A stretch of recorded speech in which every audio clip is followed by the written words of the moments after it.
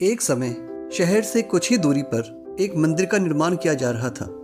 मंदिर में लकड़ी का काम बहुत था, इसलिए लकड़ी चीरने वाले बहुत से मजदूर काम पर लगे हुए थे। यहाँ वहाँ लकड़ी के लट्ठे पड़े हुए थे और लट्ठे वह शहतीर चीरने का काम चल रहा था।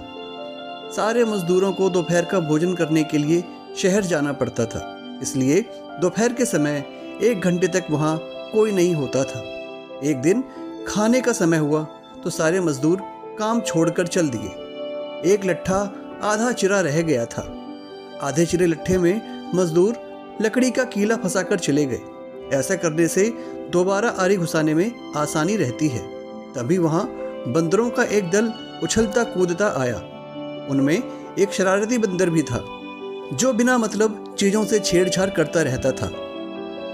पंगे लेना उसकी आदत थी। बंदरों के सरदार ने सबको वहां पड़ी चीजों से छेड़छाड़ ना करने का आदेश दिया। सारे बंदर पेड़ों की ओर चल दिए, पर वह शैतान बंदर सबकी नज़र बचाकर पीछे रह गया और लगा अड़ंगेबाजी करने। उसकी नज़र अधचिरे लट्ठे पर पड़ी। बस वह उसी पर पिल पड़ा और बीच में अड़ाए गए कील को देखने लगा। फिर उसने पास पड़ी आरी को देखा, उसे उठाकर लकड़ी पर रगड़ने लगा। उससे किर्र किर्र की आवाज़ निकलने लगी तो उसने गुस्से से आरी पटक दी।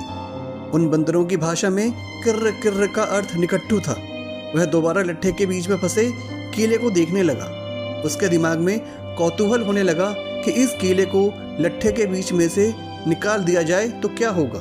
अब वह कीले को पकड़कर उसे बाहर निकालने के लिए जोर आजमाइश करने लगा।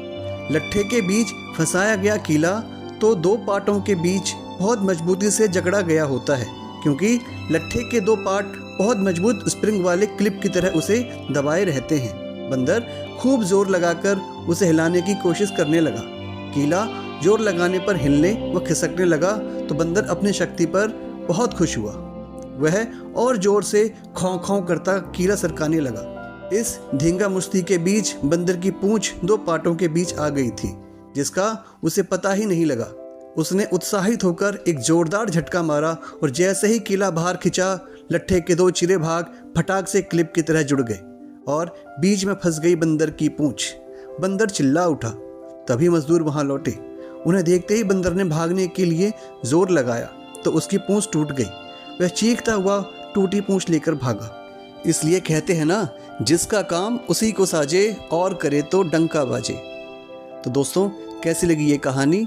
पसंद आए तो लाइक, कमेंट और शेयर ज़रूर करें। और जी हाँ, सब्सक्राइब करना ना भूलें।